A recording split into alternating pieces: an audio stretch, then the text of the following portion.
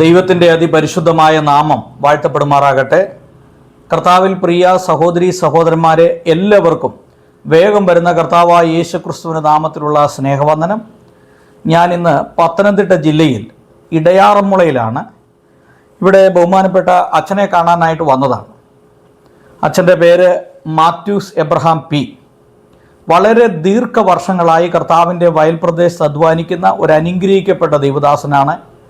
Cent Thomas Evangelical Church of ഇന്ത്യയുടെ ഒരു വൈദികനായും പിന്നീട് സുവിശേഷ പ്രവർത്തന ബോർഡിൻ്റെ പ്രവർത്തകനായും പിന്നീട് സഭാ സെക്രട്ടറിയായും ദീർഘവർഷങ്ങൾ സേവനമനുഷ്ഠിച്ച ഒരു അനുഗ്രഹിക്കപ്പെട്ട ദൈവദാസനാണ് റവറൻറ്റ് മാത്യൂസ് എബ്രഹാം പി. അതോടൊപ്പം തന്നെ അച്ഛൻ്റെ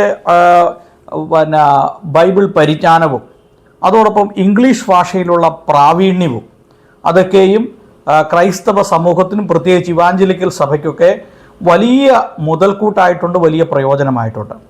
വളരെ അനുഭവസമ്പന്നനായിട്ടുള്ള ഈ അച്ഛൻ്റെ അനുഭവ സാക്ഷ്യം തീർച്ചയായും നമ്മുടെ ജീവിതത്തിൽ ഒരു അനുഗ്രഹമായി തീരും.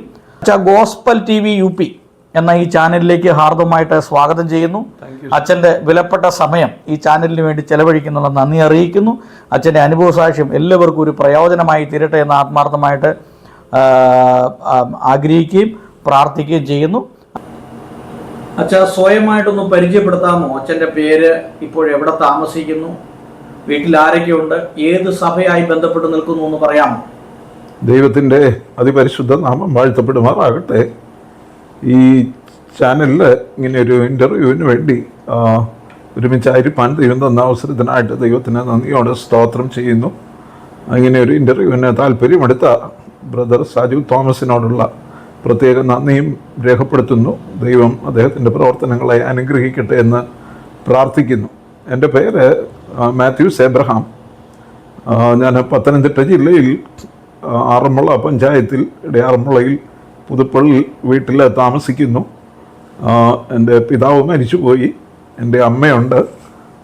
ഞാനും എൻ്റെ ഭാര്യയും അമ്മയും ഈ ഭവനത്തിൽ താമസിക്കുന്നു. കുഞ്ഞുങ്ങൾ വിദേശത്താണ്. ഞാൻ Saint Thomas Evangelical Church of ഇന്ത്യയുമായിട്ട് ചേർന്ന് പ്രവർത്തിക്കുന്നു.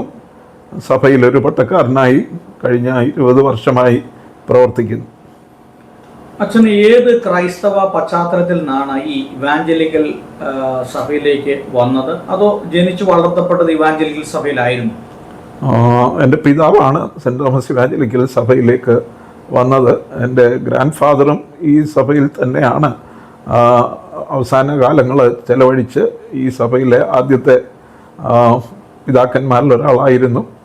എൻ്റെ ഫാദറാണ് പ്രത്യേകിച്ചും ഈ സഭയുടെ തുടക്കത്തിൽ വളരെ തീക്ഷ്ണമായിട്ട് ഈ സഭയിലേക്ക് വന്നതും എന്നതും. ഞാൻ ഈ സഭ ഉണ്ടായ ശേഷം ജനിച്ച ഒരാളാണ്. ഞാൻ Saint Thomas Evangelical Church of ഇന്ത്യയിൽ ജനിച്ച് വളർത്തപ്പെട്ടു. അച്ഛൻ്റെ മാതാപിതാക്കളെ കുറിച്ചൊന്ന് പറയാമോ? അവരുടെ ജോലി, അവരുടെ ജോലി കാര്യങ്ങളെ കുറിച്ചൊന്ന് പറയാമോ? എൻ്റെ പിതാവ് ഒരു സുവിശേഷ പ്രവർത്തകനായിട്ടാണ് ജീവിതം, തൻ്റെ പഠനത്തിന് ശേഷമുള്ള ജീവിതം ആരംഭിച്ചത്. Saint Thomas Evangelical Church of ഇന്ത്യയിലെ പ്രഥമ ബിഷപ്പന്മാർ ഒരാളായ P. ജോൺ വർഗീസ് തിരുമേനി. അദ്ദേഹം മാർത്തോമാ സഭയിലെ ആശ്രമ പ്രസ്ഥാനത്തിൻ്റെ സ്ഥാപകനായിരുന്നു. പാലക്കാട്ട് അച്ഛൻ എന്ന പേരിൽ അറിയപ്പെട്ടിരുന്നു. പാലക്കാട് ആശ്രമം, പിന്നീട് പ്രകാശപുരം ആശ്രമം ഒക്കെ സ്ഥാപിച്ചത് ജോൺ വർഗീസ് തിരുമേനി പാലക്കാട്ട് അച്ഛനാണ്. ആ പാലക്കാട്ട് അച്ഛനോട് ചേർന്ന് പാലക്കാട് ആശ്രമത്തിലും അദ്ദേഹത്തിൻ്റെ ഒരു വാൻ ടീം ഉണ്ടായിരുന്നു. മൊബൈൽ സഞ്ചാര സുവിശേഷത്തിന് വേണ്ടിയുള്ള, അതായത് ഒരു വാനിൽ ചെന്ന് ഇവർ കുറച്ച് പേര് പോയി ഒരു ഗ്രാമത്തിൽ ചെന്ന് അവിടെ എവിടെയെങ്കിലും പാർക്ക് ചെയ്ത് അവിടെ സുവിശേഷം അറിയിച്ച് അവിടെ തന്നെ ചില ദിവസങ്ങൾ ഭക്ഷണമൊക്കെ പാകം ചെയ്ത് അവിടെ വെച്ച് തന്നെ കഴിച്ച് സുവിശേഷം അറിയിക്കുന്ന ഒരു ടീമുണ്ടായിരുന്നു. അതിൽ എൻ്റെ പിതാവ് ജോൺ വർഗീസ് തിരുമേനിയോട്, അന്ന് ജോൺ വർഗീസ് അച്ഛനാണ്, അച്ഛനോട് ചേർന്ന് പ്രവർത്തിച്ചിരുന്നു. അച്ഛൻ പഠിച്ചതും ഒക്കെ എവിടെയാണ്? ഞാൻ വിദ്യാഭ്യാസം, അതായത് സെക്കുലർ വിദ്യാഭ്യാസം, പ്രാഥമിക വിദ്യാഭ്യാസം, പിന്നീട് ബൈബിൾ കോളേജിലുള്ള പഠനമൊക്കെ എവിടെയായിരുന്നു? ഞാൻ എൻ്റെ പ്രാഥമിക വിദ്യാഭ്യാസം ഇവിടെ അടുത്തുള്ള ഒരു LP സ്കൂളിലും പിന്നെ ഇടയാറന്മുള മാർത്തോമ ഇടവകയുടെ തന്നെ ഒരു AM സ്കൂള്, AM ഹൈസ്കൂളിൽ ആണ് 10ാം ക്ലാസ് വരെ പഠിച്ചത്. അതിനുശേഷം പ്രീ ഡിഗ്രിക്ക് ചെങ്ങന്നൂർ ക്രിസ്ത്യൻ കോളേജിലും ഡിഗ്രിക്ക് സെൻറ് തോമസ് കോളേജ് കോഴഞ്ചേരി അവിടെയും പഠിച്ചു. അതിനുശേഷം 2 വർഷം ബോംബെയിൽ ഉപരിപഠനാർത്ഥം ബിരുദാനന്തര ബിരുദ പഠനത്തിനായിട്ട് പോയി. അതിനുശേഷം തിരിച്ച് നാട്ടിൽ വന്നു. നാട്ടിൽ വന്ന് ചില അധ്യാപന ജോലി പാരലൽ കോളേജിലൊക്കെ പഠിപ്പിക്കുകയൊക്കെ ചെയ്തു. പക്ഷേ അതിനുശേഷം വീണ്ടും ഞാൻ കോഴഞ്ചേരി സെൻറ് തോമസ് കോളേജിൽ മറ്റൊരു ബിരുദാനന്തര ബിരുദ പഠനത്തിന് MA എക്കണോമിക്സിന് ചേരുകയുണ്ടായി. അതേ സമയത്താണ് എനിക്കൊരു ഗവൺമെൻറ് ജോലി ലഭിക്കുകയുണ്ടായി. അതുകൊണ്ട് ആ പഠനം പൂർത്തീകരിക്കാനായിട്ട് കഴിഞ്ഞില്ല.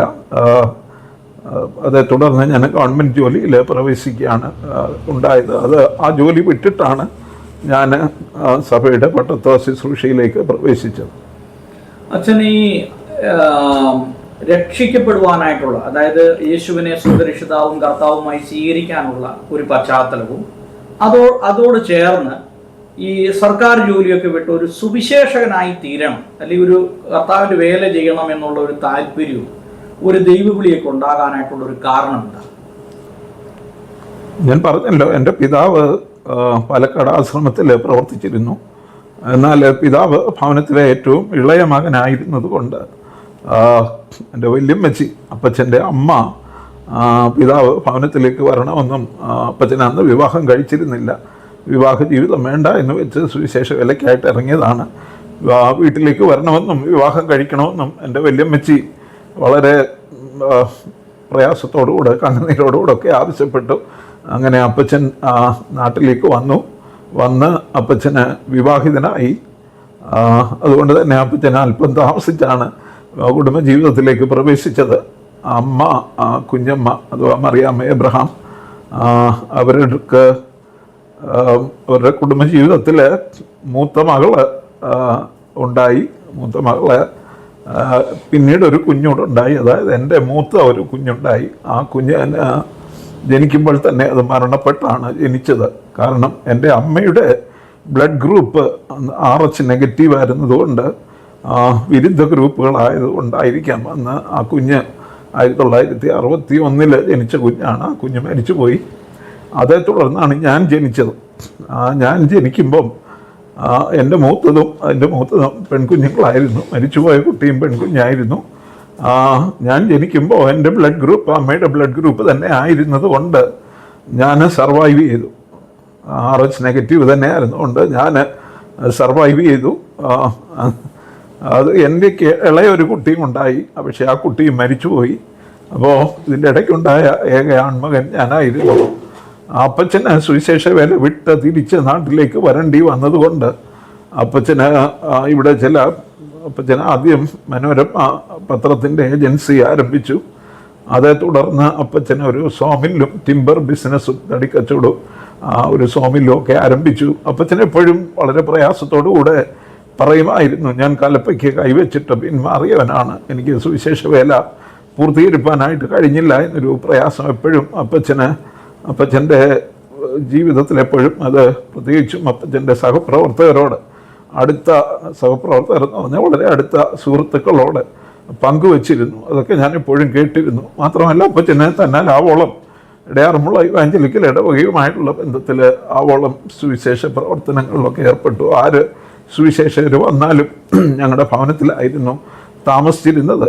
അതുകൊണ്ട് തന്നെ ചെറുപ്രായത്തിൽ വളരെ സുവിശേഷ യോഗങ്ങളിലും കൺവെൻഷനുകളിലും കൂട്ടായ്മകളിലും ഇടവക പ്രാർത്ഥനയിലും ഒക്കെ ചെറുപ്രായത്തിൽ തന്നെ അപ്പച്ചനോടൊപ്പം പോകുവാനും അത് കാണുവാനും ഒക്കെ കഴിഞ്ഞു. അങ്ങനെ ഇരിക്കെ ഞാൻ 7ാം ക്ലാസ്സിൽ പഠിക്കുമ്പോൾ MC ആൻഡ്രൂസ് എന്ന് പറയുന്ന കോട്ടയത്തുള്ള ഒരു ദൈവദാസൻ ബേബി സാർ ഇവിടെ വന്ന് ഞങ്ങളുടെ ഭവനത്തിൽ താമസിച്ച് ഞങ്ങളുടെ പള്ളിയിൽ സുവിശേഷ യോഗങ്ങളിൽ പ്രസംഗിച്ചു.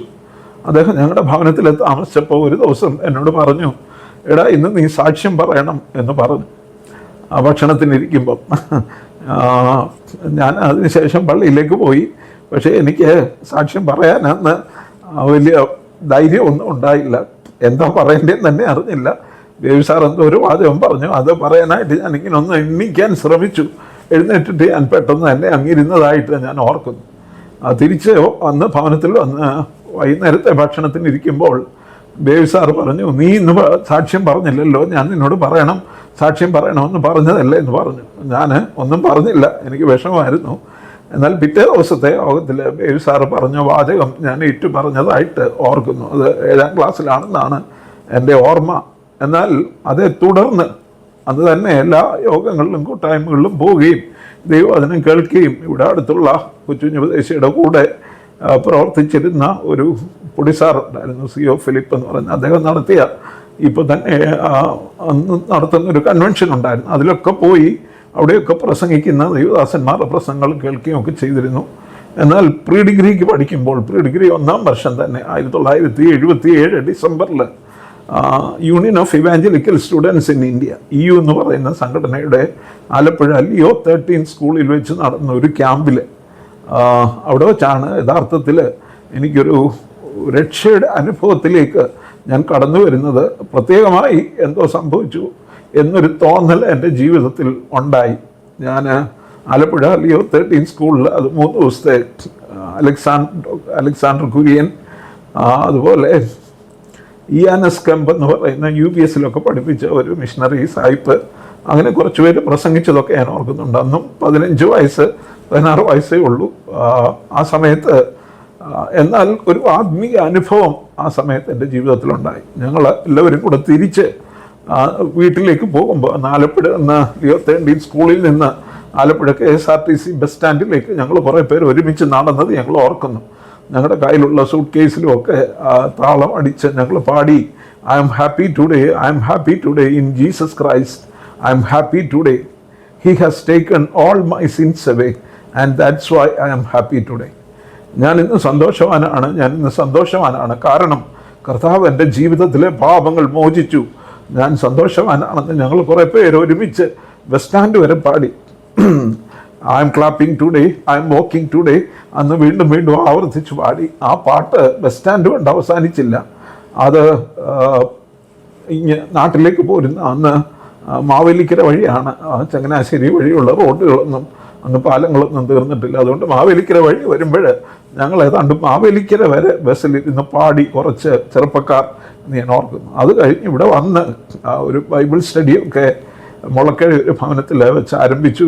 ആ ബൈബിൾ സ്റ്റഡിക്ക് പോകുമായിരുന്നു. അതുപോലെ ഞങ്ങളുടെ പള്ളിയിൽ വെച്ച് എല്ലാ സാറ്റർഡേയ്സ് വൈകുന്നേരവും ഒരു പ്രാർത്ഥനയ്ക്കായിട്ട് ഞങ്ങൾ ചെറുപ്പക്കാർ ഒന്നിച്ചു കൂടുമായിരുന്നു. അതിലൊക്കെ പങ്കെടുത്തു. അങ്ങനെ ഒരു വലിയ ആത്മീയ അനുഭവത്തിലേക്ക് കടന്നു വരുവാൻ ദൈവം എന്നെ സഹായിച്ചു. എൻ്റെ മൂത്ത കുട്ടിയും എൻ്റെ ഇളയ കുട്ടിയും മരിച്ച് അതിൻ്റെ ഇടയ്ക്ക് ലഭിച്ച ഒരു ആൺപൈതൽ എന്നുള്ള നിലയിൽ ദൈവത്തിന് എന്നെക്കുറിച്ചൊരു ഉദ്ദേശമുണ്ടെന്ന് ചെറുപ്പത്തിൽ തന്നെ ഞാൻ മനസ്സിലാക്കിയിരുന്നു. എന്നാൽ ജോലിയോടുകൂടെ സുവിശേഷ വേല ചെയ്യുന്നതാണ് നല്ലത്. മറ്റാരുടെയും സഹായം സ്വീകരിക്കാതെ സ്വന്തമായിട്ട് ജോലി ചെയ്ത് ശമ്പളം വാങ്ങി അതോടൊപ്പം സുവിശേഷ വേല ചെയ്യണം എന്നുള്ളൊരു ചിന്താഗതി എങ്ങനെയോ ഉടലെടുത്തു. എന്നാൽ അപ്പച്ചനെ പൂർത്തീകരിക്കാൻ കഴിയാഞ്ഞൊരു വേല ഞാൻ പൂർത്തീകരിക്കണമെന്നുള്ളൊരു വലിയ ചിന്താഭാരം എപ്പോഴും എന്നെ അലട്ടിയിരുന്നു. ദൈവകൃപയാൽ അതുകൊണ്ട് തന്നെ സഭയുടെ എല്ലാ സുവിശേഷ പ്രവർത്തനങ്ങളും പ്രത്യേകിച്ച് യുവജന ക്യാമ്പുകൾ സംഘടിപ്പിക്കുവാൻ ചെറുപ്പക്കാരോടൊപ്പം വിവിധ സ്ഥലങ്ങളിൽ സഞ്ചരിച്ച് വിവിധ യുവജന ക്യാമ്പുകൾ സംഘടിപ്പിക്കുകയും മീറ്റിങ്ങുകൾ നടത്തുകയും ഒക്കെ ചെയ്തു. ചെറുപ്രായത്തിൽ തന്നെ നാട്ടിൽ വരുന്ന സായിപ്പന്മാരുടെ പ്രസംഗങ്ങളൊക്കെ കേൾക്കുന്ന വളരെ ഇഷ്ടമായിരുന്നു. പ്രത്യേകിച്ചും തുരുത്തിമല കൺവെൻഷൻ എന്ന് പറഞ്ഞ് ഒഡിസാറിൻ്റെ ഒരു കൺവെൻഷൻ, അവിടെയും ഡോക്ടർ PN കുര്യൻ്റെ ഓൾ ഇന്ത്യ പ്രയർ ഫെലോഷിപ്പിൽ നയിക്കുന്ന സായിപ്പന്മാരൊക്കെ വന്ന് പ്രസംഗിക്കുമായിരുന്നു. അങ്ങനെ ഒരു ദിവസം ഒരു സായിപ്പ് വന്ന് പ്രസംഗിച്ചു. പിറ്റേ ദിവസം വേറൊരു സായിപ്പാണ് വരുന്നത്. എന്നാൽ അന്ന് ആ പ്രസംഗം പരിഭാഷപ്പെടുത്തിക്കൊണ്ടിരുന്ന PM സാമുവൽ അച്ഛന്, ഇവാഞ്ചലിക്കൽ സഭയുടെ മുൻ സെക്രട്ടറി ആയിരുന്ന PM സാമുവൽ അച്ഛന് വരുവാൻ കഴിഞ്ഞില്ല. അന്ന് പ്രസംഗം പരിഭാഷപ്പെടുത്താൻ ആരെയും കിട്ടിയുമില്ല. ആ സമയം ഞാൻ ബോംബെയിലെ പഠനമൊക്കെ കഴിഞ്ഞ് മടങ്ങി നാട്ടിൽ വന്ന് നിൽക്കുന്ന സമയമാണ്. അന്ന് ഞങ്ങളുടെ ഇടവകയിലെ തന്നെ മുതിർന്ന ഒരു അധ്യാപകൻ കൂടിയായിരുന്നു ജോർജ് മാത്യു സാർ എന്നോട് പറഞ്ഞു, എടാ നിനക്കൊന്ന് പരിഭാഷപ്പെടുത്തരുതോ എന്ന് ചോദിച്ചു. ഞാൻ ഭയത്തോടെ ആണെങ്കിലും അത് സമ്മതിച്ചു. ഞാൻ അദ്ദേഹത്തിൻ്റെ പ്രസംഗം പരിഭാഷപ്പെടുത്തിയായിട്ട് ഞാൻ ഓർക്കുന്നു. അത് ദൈവകൃപയാൽ വളരെ നന്നായിട്ട് ചെയ്യുവാൻ ദൈവം എന്നെ സഹായിച്ചു. ദൈവത്തിൻ്റെ പരിശുദ്ധാത്മാവ് അതിനൊരു കൃപ എനിക്ക് തന്നു. അതേ തുടർന്ന് ഞാൻ പിന്നെ പ്രസംഗങ്ങളും കൺവെൻഷനുകളിലൊക്കെ പരിഭാഷപ്പെടുത്തുന്ന ആ ശുശ്രൂഷയിലേക്ക് അതിനുശേഷം പ്രവേശിപ്പാൻ ഇവിടെ അന്ന് ഞങ്ങളുടെ വികാരിയായിരുന്ന അറങ്ങാട്ടച്ഛൻ എന്നറിയപ്പെടുന്ന എബ്രഹാം അച്ഛനും ആ കാര്യത്തിലൊക്കെ എന്നെ ഒത്തിരി പ്രോത്സാഹിപ്പിച്ചു. ഓപ്പറേഷൻ മൊബിലൈസേഷൻ്റെ ഒരു ടീം ഇവിടേക്ക് 87 ഡൂലോസ് കപ്പൽ കൊച്ചിയിൽ വന്നപ്പോൾ ഓപ്പറേഷൻ മൊബിലൈസേഷൻ്റെ ടീം കേരളത്തിലേക്ക് വന്നു. അവരെ വിളിച്ചുകൊണ്ട് വരാൻ എന്നെയാണ് എബ്രഹാം അച്ഛൻ നിയോഗിച്ചത്. ഞാൻ അവിടെ കപ്പലിൽ പോയി അവരെ വിളിച്ചുകൊണ്ട് വന്നു. അവരും വിദേശികളായിരുന്നു. അർജൻറ്റീനക്കാരനായ ഒരു ഗബ്രിയേൽ, കാനഡയിൽ നിന്നുള്ള ഒരു വ്യക്തി, അങ്ങനെ 2-3 അവരുടെയൊക്കെ പ്രസംഗങ്ങൾ പരിഭാഷപ്പെടുത്തി. അതേ തുടർന്ന് സഭയുടെ കൺവെൻഷനിലും വിവിധ വർഷങ്ങൾ ഏതാണ്ട് 90-കൾ മുതൽ സഭയിലെ കൺവെൻഷനുകളിൽ പ്രസംഗം പരിഭാഷപ്പെടുത്തുന്നതിനും മറ്റും സഭയുടെ യുവജന പ്രവർത്തനങ്ങളിൽ ഏർപ്പെടുന്നതിനും ഇടയായി. അങ്ങനെയാണ് എൻ്റെ ഒരു സുവിശേഷ വയൽ പ്രദേശത്തേക്കുള്ളൊരു കടന്നുവരവിന് പ്രേരകമായി തീർന്നത്. അങ്ങനെ സഭയുടെ പ്രവർത്തനങ്ങളിൽ വിവിധ നിലകളിൽ ഉൾപ്പെട്ടു വരികയായിരുന്നു. 1995 മുതൽ സഭയുടെ ഔദ്യോഗിക നാവായ സുവിശേഷ പ്രകാശനയുടെ എഡിറ്ററായും പ്രവർത്തിപ്പാൻ ദൈവം എനിക്ക് അവസരം തന്നു. 8 വർഷത്തോളം 2003 വരെ ആ ശുശ്രൂഷ ഞാൻ നിർവഹിച്ചു. അതുപോലെ കൺവെൻഷനുകളിലെ ശുശ്രൂഷ, യുവജനങ്ങളുടെ ഇടയിലുള്ള പ്രവർത്തനം, ഇതെല്ലാം എൻ്റെ ജോലിയോടൊപ്പം തന്നെ ഞാൻ നിർവഹിച്ചിരുന്നു. എന്നാൽ ആ സമയത്ത് എപ്പോഴും PT ചാണ്ടപ്പള്ളി അച്ഛൻ ചിലപ്പോഴൊക്കെ കൺവെൻഷനുകൾക്ക് ശേഷം എൻ്റെ ഭവനത്തിലെ രാത്രിയിൽ അച്ഛൻ വന്ന് താമസിച്ചിട്ടുണ്ട്. അച്ഛനെ കൊണ്ട് പല സ്ഥലങ്ങളിൽ പോകുവാനും ഒക്കെ ഇടയായിട്ടുണ്ട്. ആ സമയത്തൊക്കെ അച്ഛൻ പറയുമായിരുന്നു, എൻ്റെ വീട്ടിലെ പേര് സാംകുട്ടി എന്നാണ്, സാംകുട്ടി സഭയിലൊരു പട്ടക്കാരനായി തീരണം, സുവിശേഷ വേലയ്ക്ക് വരണം. അച്ഛൻ അങ്ങനെ ഒരു കത്ത് വരെ എനിക്ക് എഴുതി, ദൈവത്തിന് നിന്നെക്കുറിച്ചുള്ള വിളി അനുസരിക്കുവാൻ തയ്യാറാകണമെന്നുള്ള ആ നിലയിൽ അച്ഛൻ കത്ത് വരെയൊക്കെ എഴുതി. അച്ഛൻ ഒരിക്കൽ അന്ന് സഭയുടെ സെക്രട്ടറി ആയിരുന്ന PM സാമുവേൽ അച്ഛനോട് പറഞ്ഞു, ഈ സാംകുട്ടിയെ ഒരു പട്ടക്കാരനാക്കണം, സഭയിൽ ശുശ്രൂഷയ്ക്ക് വരട്ടെ എന്നുള്ള നിലയിൽ PM സാമുവേൽ അച്ഛനോട് അച്ഛൻ പറയുകയുണ്ടായി. അത് മനസ്സിലുണ്ടായിരിക്കാം. 2003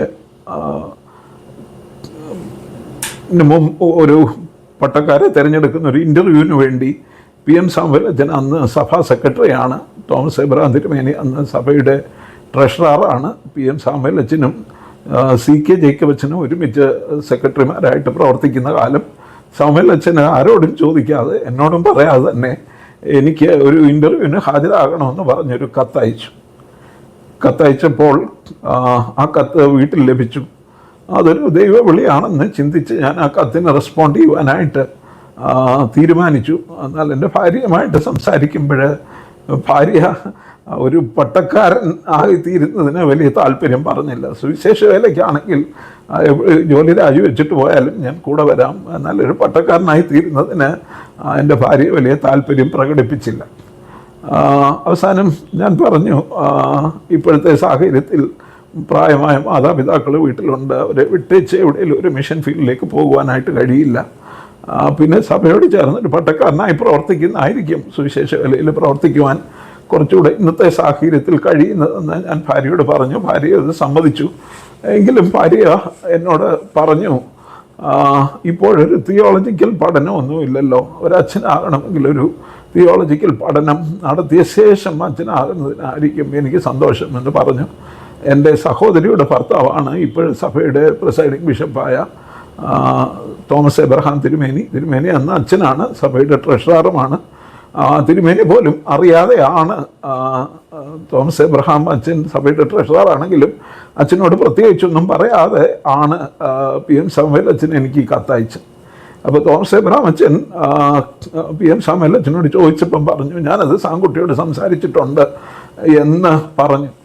അപ്പോൾ തോമസ് എബ്രഹാം അച്ഛൻ വിചാരിച്ചത് ഞാൻ PM സാമുവേൽ അച്ഛനോട് സമ്മതിച്ചതിൻ്റെ അടിസ്ഥാനത്തിലാണ് PM സാമുവേൽ അച്ഛൻ എനിക്ക് ആ കത്ത് അയക്കുന്നത്. പക്ഷേ യഥാർത്ഥത്തിൽ സംഭവം അതല്ലായിരുന്നു. PM സാമുവേൽ അച്ഛൻ സ്വയമേവ ആ കത്ത് എനിക്ക് അയക്കുകയായിരുന്നു. അപ്പോൾ ഞാൻ തോമസ് എബ്രഹാം അച്ഛനോട് വന്ന് സംസാരിച്ചപ്പോൾ പറഞ്ഞു, ഒരു തിയോളജിക്കൽ എഡ്യൂക്കേഷൻ കഴിഞ്ഞിട്ട് അച്ഛനാകുന്നതാണ് നല്ലത് എന്ന് പറഞ്ഞു. ഞാൻ പറഞ്ഞു, എൻ്റെ ഭാര്യയുടെ പേര് സുശീല എന്നാണ്, സുശീലയും അത് തന്നെയാണ് പറഞ്ഞതെന്ന് പറഞ്ഞു. അപ്പോൾ രണ്ടുപേരും ഒരുപോലെ പറഞ്ഞപ്പം ഞാനും മനസ്സിലാക്കി അതിൽ ദൈവഹിതം ഉണ്ട് എന്ന് മനസ്സിലാക്കി ഞാൻ PM സാമുവേൽ അച്ഛനോട് എന്ന് പറഞ്ഞു, അച്ഛൻ ഞാനൊരു തിയോളജിക്കൽ സ്റ്റഡീസ് കഴിഞ്ഞിട്ട് അച്ഛനാകാൻ വരാം. അപ്പോഴത്തേക്ക് എനിക്ക് 40 വയസ്സ് കഴിഞ്ഞിരുന്നു. അപ്പോൾ അച്ഛൻ പറഞ്ഞു അങ്ങനെയാണ്, അത് എഴുതിത്തരാൻ പറഞ്ഞു. ഞാനത് എഴുതി കൊടുത്തു. തിയോളജിക്കൽ സ്റ്റഡീസ് കഴിഞ്ഞിട്ട് ഞാൻ അച്ഛനാകുവാനായിട്ട് തയ്യാറാകാം, എനിക്ക് തിയോളജിക്കൽ പഠനത്തിന് പോകണമെന്ന് പറഞ്ഞു. ആ സമയത്താണ്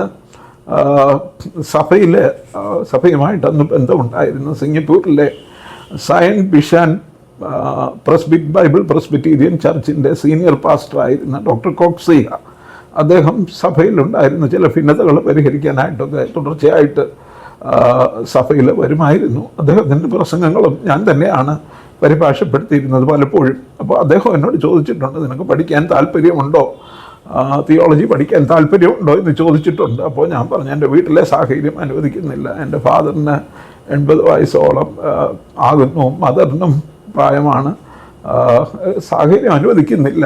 സാഹചര്യം അനുവദിച്ചിരുന്നെങ്കിൽ വരാൻ സന്തോഷമായിരുന്നു എന്ന് പറഞ്ഞു. അങ്ങനെ ഇരിക്കെ ഒരു ദിവസം ഒരു യോഗം കഴിഞ്ഞ് ഇറങ്ങി വരുമ്പോൾ ഡോക്ടർ കോക്സിഹായോട് PM സാമുവേൽ അച്ഛൻ പറഞ്ഞു, ഈ സാംകുട്ടിയെ കൊണ്ടുപോയി ഒരു തിയോളജി പഠിപ്പിച്ചിട്ട് വിടണം, ഒരു തിയോളജിക്കൽ കോഴ്സ്, ഒരു ഷോർട്ട് ടൈം കോഴ്സ് എന്തെങ്കിലും ചെയ്യിക്കണമെന്ന് പറഞ്ഞു.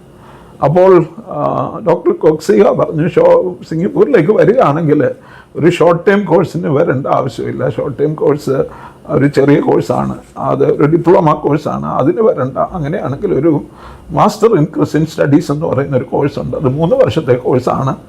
അതിൻ്റെ തീസീസ് നാട്ടിൽ വന്ന് എഴുതിയാൽ മതിയായിരിക്കും, എന്നാൽ പഠനം അവിടെ റെസിഡൻഷ്യൽ പ്രോഗ്രാമായിട്ട് ചെയ്യണമെന്ന് പറഞ്ഞു. അങ്ങനെ 2003 മാർച്ചിൽ ഞാൻ സിംഗപ്പൂരിലേക്ക് പോയി. അവിടെ 2 വർഷം അവിടെ റെസിഡൻഷ്യൽ പ്രോഗ്രാമായിട്ട് പഠിച്ചു. അതേ തുടർന്ന് അതിൻ്റെ തീസീസും കംപ്ലീറ്റ് ചെയ്തു. അങ്ങനെ മാസ്റ്റർ ഇൻ ക്രിസ്ത്യൻ സ്റ്റഡീസ് എന്നൊരു തിയോളജിക്കൽ ബിരുദം biblical graduate school of theology സിംഗപ്പൂരിൽ നിന്ന് എടുക്കുവാനായിട്ട് ദൈവം കൃപ ചെയ്തു. അവിടുത്തെ പഠനം എന്ന് പറയുന്നത് മറ്റ് ബൈബിൾ കോളേജുകളിൽ നിന്നും ഒക്കെ കുറച്ച് വ്യത്യസ്തമായിരുന്നു. കാരണം വേദപുസ്തകം പഠിപ്പിക്കുന്നതിന് ഒരു വലിയ ഇമ്പോർട്ടൻസ് നൽകിയിരുന്നു. മാത്രമല്ല വിദേശത്തു നിന്നുള്ള പല ബൈബിൾ കോളേജുകളുടെയും Regent College Vancouver, Melbourne Presbyterian Theological Seminary, അങ്ങനെയൊക്കെയുള്ള സെമിനാരികളിലെ അധ്യാപകർ വന്ന് ഞങ്ങളെ കോഴ്സുകൾ പലതും പഠിപ്പിച്ചു. അത് വളരെ അനുഗ്രഹീതമായ ഒരു പഠനമായിരുന്നു. അതുകൊണ്ട് ദൈവം അതിനെ കുറച്ചുകൂടെ ആഴത്തിൽ മനസ്സിലാക്കുവാൻ, പ്രത്യേകിച്ചും ഞാൻ ഓർക്കുന്നു മെൽബൺ പ്രസ്ബിറ്റീരിയൻ തിയോളജിക്കൽ സെമിനാരിയുടെ പ്രിൻസിപ്പൽ ആയിരുന്ന ഡോക്ടർ ഡഗ്ലസ് മിൽ. അദ്ദേഹം വലിയൊരു 2 ഡോക്ടറേറ്റൊക്കെ ഉണ്ടായിരുന്ന മനുഷ്യനാണ്. അദ്ദേഹം എത്തിക്സും ബിബ്ലിക്കൽ തിയോളജി, സിസ്റ്റമാറ്റിക് ബിബ്ലിക്കൽ തിയോളജിയും വളരെ മനോഹരമായിട്ട് ഞങ്ങളെ പഠിപ്പിച്ചു. അദ്ദേഹത്തിൻ്റെ ഒക്കെ കീഴിൽ പഠിപ്പാൻ ഒരു അവസരം എനിക്ക് തന്നു. അതുപോലെ റീജിയൻ കോളേജ് വാൻകൂവറിൽ നിന്നുള്ള അധ്യാപകർ, മറ്റൊരു സ്കോട്ട്ലൻഡുകാരനായ ഒരു അധ്യാപകനായിരുന്നു ഞങ്ങളുടെ അക്കാഡമിക് ഡീൻ. അവരൊക്കെ ഹീബ്രുവും ഒക്കെ ഞങ്ങളെ പഠിപ്പിച്ചു. വളരെ അനുഗ്രഹീതമായിട്ട് ആ കോഴ്സ് പൂർത്തിയാക്കി അങ്ങനെ ഒരു ബിരുദം സമ്പാദിപ്പാനും 2006 മാർച്ചിൽ സഭയിൽ ഒരു പട്ടക്കാരനായതിനു ശേഷം ആയിത്തീരുവാനും ദൈവം എനിക്ക് കൃപ ചെയ്തു. അങ്ങനെയാണ് ഞാൻ പട്ടത്ത ശുശ്രൂഷയിലേക്ക് കടന്നു വന്നത്. അച്ഛൻ പിന്നീട് ഏതൊക്കെ ഇടവകളിലാണ് സുവിശേഷ വേല ചെയ്തത്? 2006 ആദ്യമായിട്ട് എൻ്റെ പോസ്റ്റിങ് കവിയൂര്, തുമ്പമൺ താഴം, തുമ്പമൺ ഏറം എന്നീ ഇടവകളിലായിരുന്നു. അതേ തുടർന്ന് 2008 ജൂണിൽ സഭയുടെ സുവിശേഷ പ്രവർത്തന ബോർഡിൽ ഒരു അസിസ്റ്റൻറ്റ് സെക്രട്ടറിയെ ആവശ്യമാണ്. അച്ഛന് അത് ചുമതല ഏറ്റെടുക്കാമെന്ന് അന്നത്തെ പ്രിസൈഡിങ് ബിഷപ്പായിരുന്ന TC ചെറിയാൻ തിരുമേനി എന്നോട് ചോദിക്കുകയും ഞാനത് സമ്മതിക്കുകയും അങ്ങനെ സഭയുടെ സുവിശേഷ പ്രവർത്തന ബോർഡിൽ അസിസ്റ്റൻറ്റ് സെക്രട്ടറിയായി 2008 ജൂൺ മാസം മുതൽ പ്രവർത്തനം ആരംഭിക്കാനായിട്ട് ദൈവം സഹായിക്കുകയും ചെയ്തു. അതേ സമയം തന്നെ ഇടവകളുടെ ചാർജും ഉണ്ടായിരുന്നു. അതേ തുടർന്ന് പിന്നീട് പ്രവർത്തിച്ച ഇടവകൾ എൻ്റെ സ്വന്തം ഇടവകയായ ഇടയാറന്മുള ഇടവകയിൽ അന്ന് പ്രവർത്തിച്ചുകൊണ്ടിരുന്ന CA ചാക്കോ അച്ഛൻ പെട്ടെന്ന് രോഗബാധിതനായി. പെട്ടെന്ന് ആ ഒരു ടീമിൻ്റെ മധ്യഭാഗത്തായിരുന്നുകൊണ്ട് ഒരച്ഛനെ ഇവിടെ നിയമിക്കുവാൻ കഴിയാതിരുന്നത് കൊണ്ട് എന്നെ പെട്ടെന്ന് എൻ്റെ സ്വന്തം ഇടവകയിൽ തന്നെ അച്ഛനായിട്ട് നിയമിക്കേണ്ടി വന്നു. അങ്ങനെ ഞാൻ ഇടയാറന്മുള ഇടവകയിൽ 3 വർഷം ശുശ്രൂഷ ചെയ്തു. അതേ തുടർന്ന് ഉമ്മയാറ്റുകര പ്രയാർ കൂർത്തമല, തിരുവല്ല ആമല്ലൂർ, തിരുവല്ല സഭാ ആസ്ഥാനത്തുള്ള തിരുവല്ല ആമല്ലൂർ, അതുപോലെയുള്ള ഇടവുകളിലൊക്കെ ശുശ്രൂഷ ചെയ്യുവാനായിട്ട് ദൈവം എന്നെ സഹായിച്ചു. ഇപ്പം ഞാൻ റാന്നി, പൂവമ്മല, കുഴിക്കാല എന്നീ ഇടവുകളിലും ശുശ്രൂഷ ചെയ്തു വരുന്നു. അച്ഛൻ ഈ സഭാ സെക്രട്ടറി ആയിട്ട് സേവനം അനുഷ്ഠിച്ചിരുന്നല്ലോ. അതിൻ്റെ ഒരു അനുഭവം ഒന്ന് പറയാമോ? എന്താണ് സഭാ സെക്രട്ടറി ആയിരുന്ന സമയത്തുള്ള അനുഭവവും അതോടൊപ്പം സഭയുടെ വളർച്ചയ്ക്ക് വേണ്ടിയുള്ള അച്ഛൻ്റെ പ്രവർത്തനങ്ങളും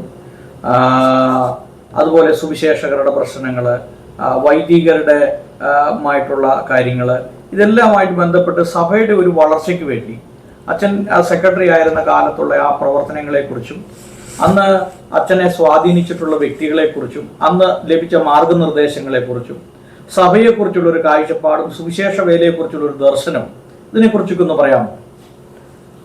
സെന്റ് തോമസ് ഇവാഞ്ചലിക്കൽ സഭയുടെ പ്രഖ്യാപിത ലക്ഷ്യങ്ങൾ 3 ലക്ഷ്യങ്ങളാണ്.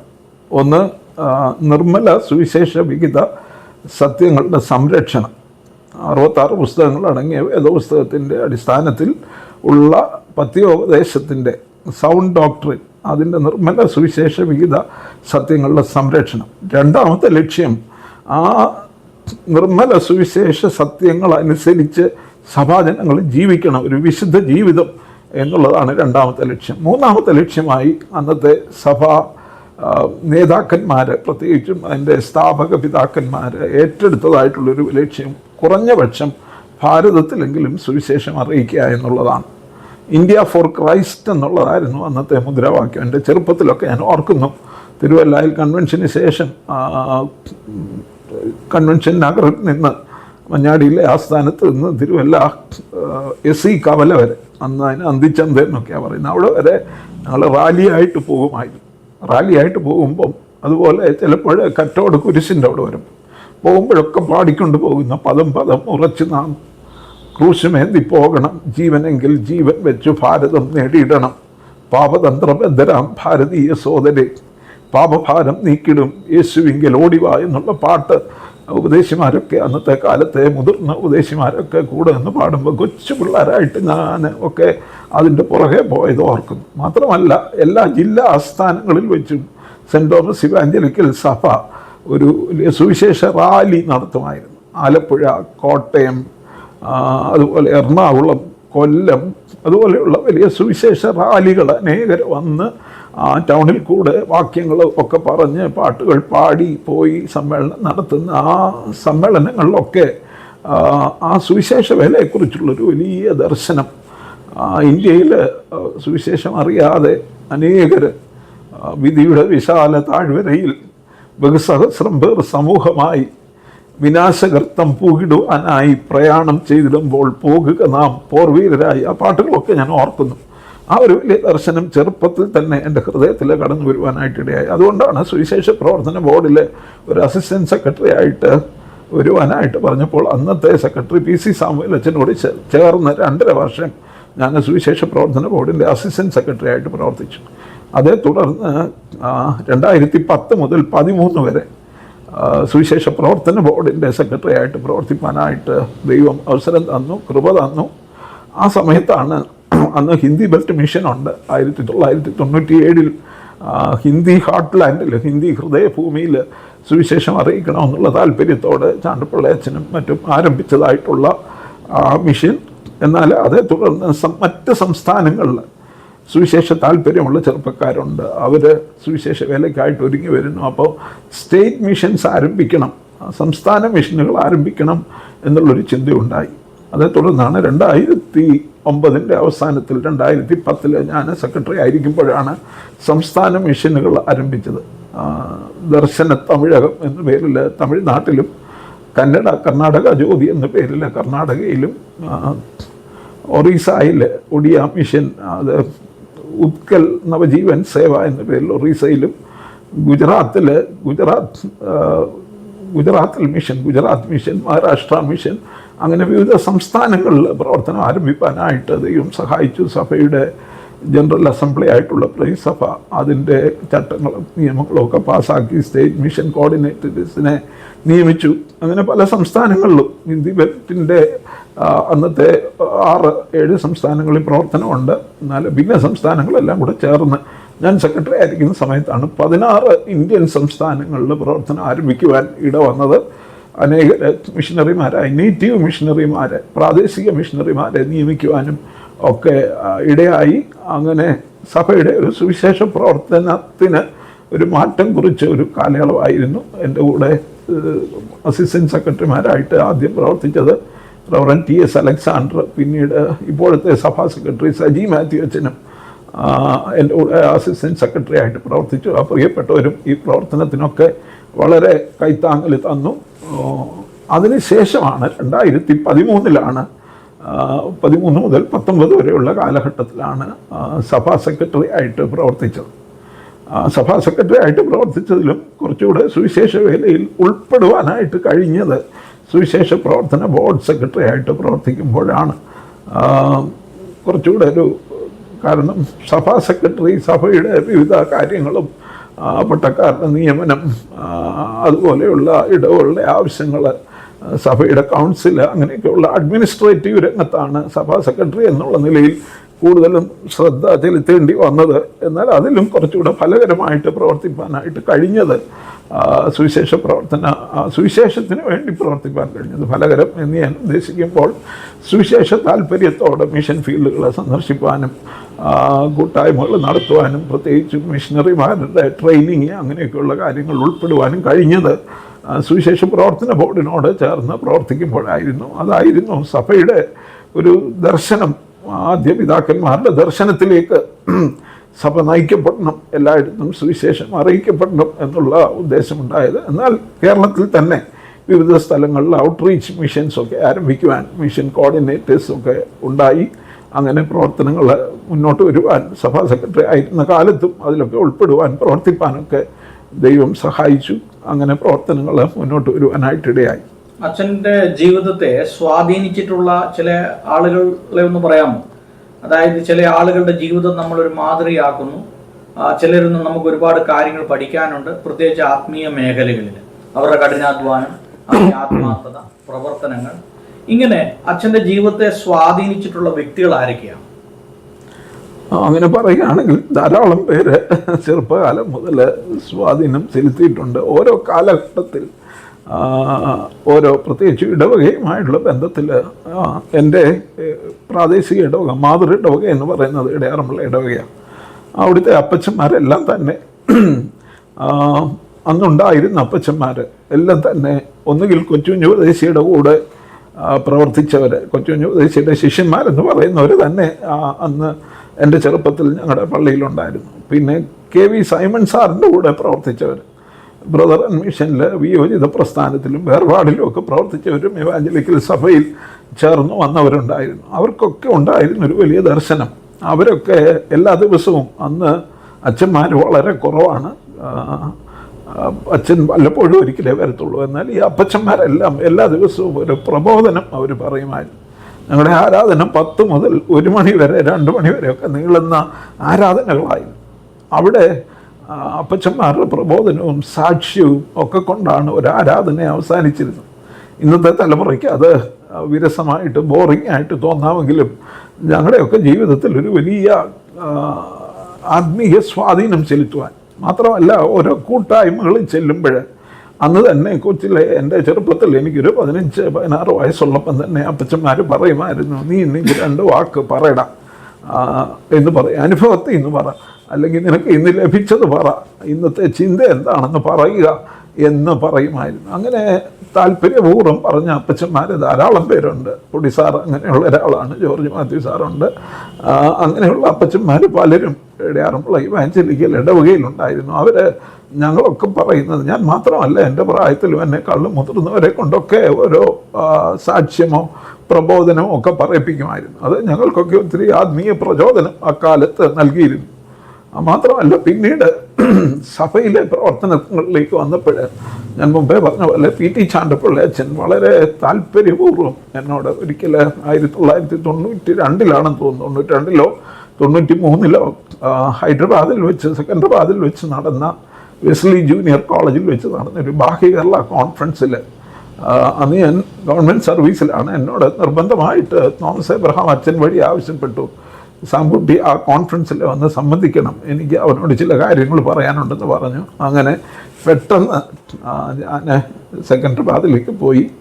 അവിടെയും അച്ഛൻ എന്നെ വിളിച്ച് വേർതിരിച്ച് നിർത്തി ചില കാര്യങ്ങൾ സംസാരിച്ച് സഭയെക്കുറിച്ചും സഭയുടെ മുന്നോട്ടുള്ള പോക്കിനെക്കുറിച്ചും ഒക്കെ എങ്ങനെ ആയിരിക്കണം, അതിന് എങ്ങനെ ആത്മീയമായിട്ട് മുന്നേറണമെന്നുള്ള വിഷയങ്ങൾ അച്ഛനെ സംസാരിച്ചതും പിന്നീട് ഭവനത്തിൽ വന്ന് ചിലപ്പോഴും താമസിച്ചിട്ടുണ്ട്.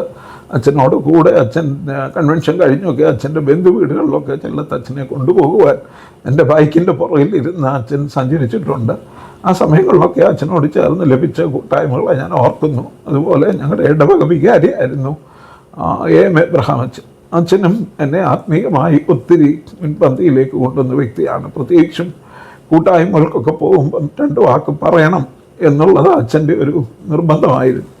അങ്ങനെ സുവിശേഷ വേലയിലും ദൈവം അതിന് പഠനത്തിലും ഒക്കെ മുന്നോട്ട് വരുവാൻ പലരും സഹായിച്ചിട്ടുണ്ട്. പിന്നെ സഭയുടെ സെക്രട്ടറി ആയിരുന്ന PM സാമുവേൽ അച്ഛൻ, ഞാൻ പറഞ്ഞല്ലോ ഞാനൊരു പട്ടത്ത ശുശ്രൂഷയിലേക്ക് കടന്നു വരുവാൻ അച്ഛനാണ് ഒരു വിധത്തിൽ ദൈവം ഉപയോഗിച്ച വ്യക്തി.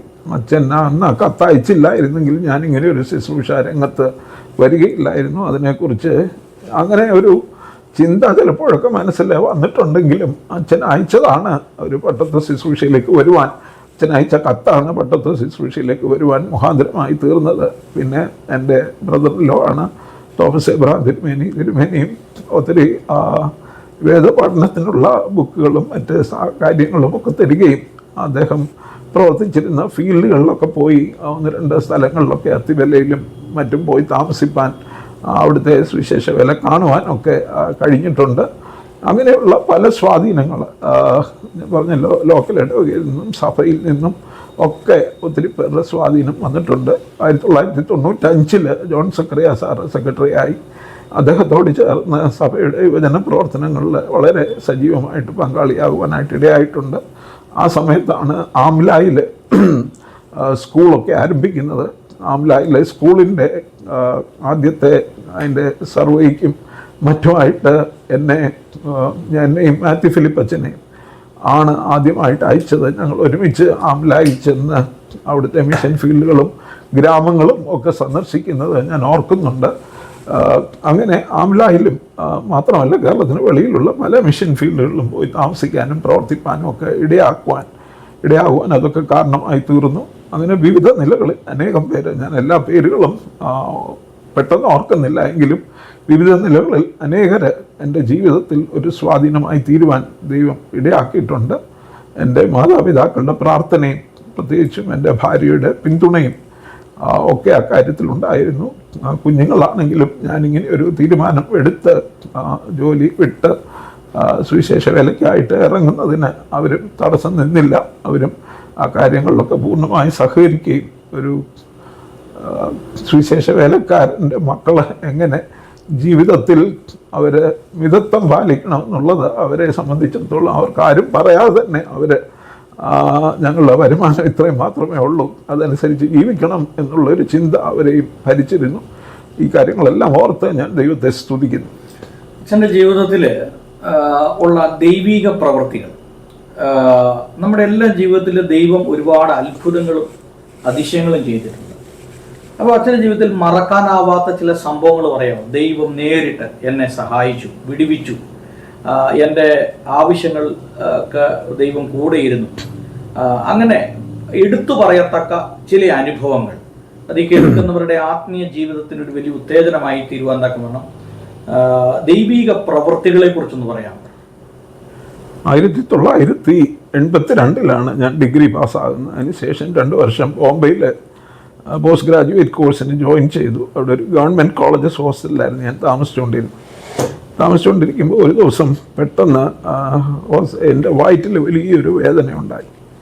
അന്ന് ഞങ്ങളുടെ ഹോസ്റ്റലിലൊരു പ്രയർ ഗ്രൂപ്പ് ഉണ്ടായിരുന്നു. ഒരു പ്രയർ ഗ്രൂപ്പ് എന്ന് പറയാനില്ല, 1-2 പേര് ഞങ്ങൾ ചേർന്നിരുന്ന് പ്രാർത്ഥിക്കുമായിരുന്നു. അതിൽ കണ്ണൂക്കാരനൊരു ബ്രദർ ജോബ് ഐസക് ഉണ്ടായിരുന്നു. അപ്പോൾ ഞാൻ പെട്ടെന്ന് ജോബ് ഐസക്കിൻ്റെ മുറിയിലേക്ക് രാത്രി 11-12 മണിയായപ്പോൾ ചെന്ന് എനിക്ക് സഹിക്കാൻ വയ്യാത്ത വയറ്റുവേദന. ഞാനൊരു തലവണ എടുത്ത് വയറിന് ചേർത്ത് പിടിച്ച് ഞങ്ങൾ രണ്ടുപേരും കൂടി ഇന്ന് പ്രാർത്ഥിച്ച് പിന്നീട് ഞാൻ ഉറങ്ങി. ആ വേദന കുറച്ചൊന്ന് ശമിച്ചു. രാവിലെ എൻ്റെ അമ്മയുടെ ആങ്ങളയുടെ മകൻ ബോംബെയിൽ അവിടെ ഗോരഗോണിൽ താമസിക്കുന്നു. അദ്ദേഹത്തിൻ്റെ അടുത്തേക്ക് പോയി. ആ വീട്ടിൽ പിന്നീട് 2 ദിവസം താമസിച്ചു. അദ്ദേഹം എന്നെ ഒരു ഡോക്ടറുടെ അടുക്ക കൊണ്ടുപോയി. അവിടെ വെച്ച് മനസ്സിലായി അത് കിഡ്നി സ്റ്റോൺ ആണെന്ന്. അന്നത്തെ കാലമാണ്, 83 ജനുവരി ആണെന്നാണ് ഞാൻ ചിന്തിക്കുന്നത്. എന്നാൽ അദ്ദേഹം എന്തോ ഒരു സിറപ്പ് തന്നു. അത് എവിടെയാണെന്ന് അന്ന് സ്കാൻ ചെയ്യാനൊന്നും മാർഗമില്ല. പക്ഷേ ഒരു ദിവസത്തിനകം തന്നെ അടുത്ത ദിവസം ഞാൻ മൂത്രം ഒഴിക്കുമ്പോൾ ആ സ്റ്റോണ് എൻ്റെ യൂറിനിലൂടെ പാസ് ചെയ്ത് പോകുന്നത് എനിക്ക് കാണുവാനായിട്ട് ഇടയായി. അത് കളക്ട് ചെയ്യാനൊന്നും പറ്റിയില്ല, പക്ഷേ യൂറിനിലൂടെ ആ സ്റ്റോൺ പാസ് ചെയ്ത് പോകുന്നത് കാണാനായിട്ടിടയായി. അപ്പോൾ അതിന് തലേ ദിവസം ഞാൻ ജോബ് ഐസക്ക് അന്ന് കണ്ണൂരിൽ ഒരു സുവിശേഷൻ, അദ്ദേഹം റിട്ടയർഡ് DO ആയിരുന്നു. അദ്ദേഹം ലേമൻസ് ഇവാഞ്ചലിക്കൽ ഫെലോഷിപ്പിൻ്റെ സ്ഥാപകനായിരുന്നു. ഒരു പോൾ പടിയങ്ങാടൻ എന്ന് പറയുന്ന സാറ്. അദ്ദേഹത്തെ കാണുവാനായിട്ട് ഞങ്ങൾ പോയപ്പോൾ അദ്ദേഹം എന്നോട് പറഞ്ഞു, നീതിമാൻ്റെ അനർത്ഥങ്ങൾ അസംഖ്യമാകുന്നു, എല്ലാറ്റിൽ നിന്ന് യഹോവ അവനെ വിടുവിക്കുന്നു എന്ന് പറഞ്ഞ് എനിക്ക് വേണ്ടി പ്രാർത്ഥിച്ചത് ഞാൻ ഓർക്കും. പക്ഷെ 2 ദിവസത്തിനകം തന്നെ ആ സ്റ്റോണ് പാസ് ചെയ്ത് പോകുവാനായിട്ടിടയായി.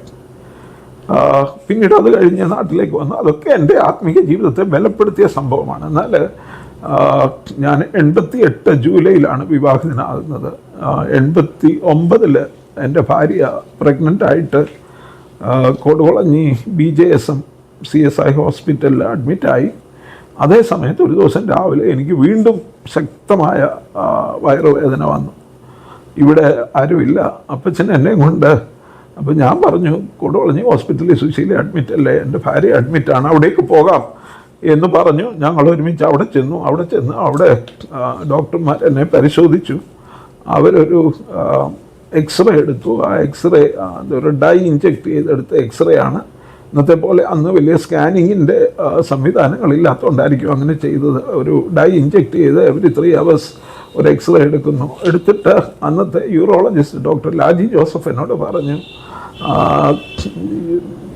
നിൻ്റെ കിഡ്നിക്ക് ഒരു ഡിലേഡ് ഫങ്ഷനിങ് ഉണ്ടെന്ന്. Your right kidney is functioning, your right kidneys function is a delayed functioning എന്ന് പറഞ്ഞു. അപ്പോൾ എൻ്റെ കിഡ്നി വളരെ താമസിച്ച് പ്രവർത്തിക്കുന്നു എന്നുള്ള അതെന്നെ വളരെ അലട്ടി. വൈഫ് അഡ്മിറ്റാണ്. പ്രഗ്നൻസി ആദ്യത്തെ കുഞ്ഞ് ജനിക്കാനായിട്ട് പോവുകയാണ്. എൻ്റെ വലത്തെ കിഡ്നിയുടെ പ്രവർത്തനം വളരെ കുറഞ്ഞിരിക്കുന്നു എന്നൊക്കെ കേട്ടപ്പം ഞാൻ അന്ന് വായിച്ചുകൊണ്ടിരുന്നൊരു പുസ്തകം, സെർവൻസ് ഓഫ് ദ ക്രോസ് എന്ന് പറഞ്ഞ് തിയോഡർ വില്യംസ് എഴുതിയൊരു പുസ്തകം എൻ്റെ കയ്യിലുണ്ടായിരുന്നു. ഞാൻ ആ പുസ്തകം കൊണ്ടാണ് ഹോസ്പിറ്റലിലേക്ക് പോയത്. ആ പുസ്തകം ഞാൻ വായിക്കുമായിരുന്നു. ബൈബിളും വായിച്ചു. ഞാൻ പ്രാർത്ഥിച്ചു. അടുത്ത ദിവസം രാവിലെ എൻ്റെ ഭാര്യയെ ആദ്യത്തെ കുഞ്ഞിൻ്റെ പ്രസവത്തിനായിട്ട് ലേബർ റൂമിലേക്ക് കൊണ്ടുപോയി. അപ്പോൾ ഞാനിവിടെ ചെന്നു. പ്രാർത്ഥനയ്ക്ക് ശേഷം ലേബർ റൂമിലേക്ക് കൊണ്ടുപോയി. ഞാൻ ആ ലേബർ റൂമിൻ്റെ വാതിൽക്ക വരെ ചെന്നു. ഭാര്യ അകത്തേക്ക് കയറ്റി. ഞാൻ അവിടെ നിന്നപ്പോൾ എനിക്ക് യൂറിൻ പാസ് ചെയ്യാനുള്ള ഒരു തോന്നലുണ്ടായി. പെട്ടെന്ന് ഞാൻ എന്നിട്ട് റൂമിലേക്ക് വന്നു. ഒരു പാത്രത്തിലേക്കാണ് യൂറിൻ പാസ് ചെയ്യുന്നത്. അപ്പോൾ അതിലേക്ക് ഈ സ്റ്റോൺസ് 2-3 പൊടിഞ്ഞ സ്റ്റോൺസ് അതിലേക്ക് വീണു. ഞാൻ ഓടിച്ചെന്ന് അവിടെ വാതിൽക്ക് നിൽക്കുന്നവരോട് പറഞ്ഞു, എൻ്റെ സ്റ്റോൺ പോയി എന്ന് പറഞ്ഞു. അപ്പോഴത്തേക്ക് അവിടെ ഡോക്ടേഴ്സ് എല്ലാം ഓടി വന്നു. അതിൻ്റെ അകത്തുനിന്ന് അരിച്ചെടുത്ത് ആ സ്റ്റോണൊക്കെ മാറ്റി വെച്ചു. അത് വലിയൊരു അത്ഭുതമായി.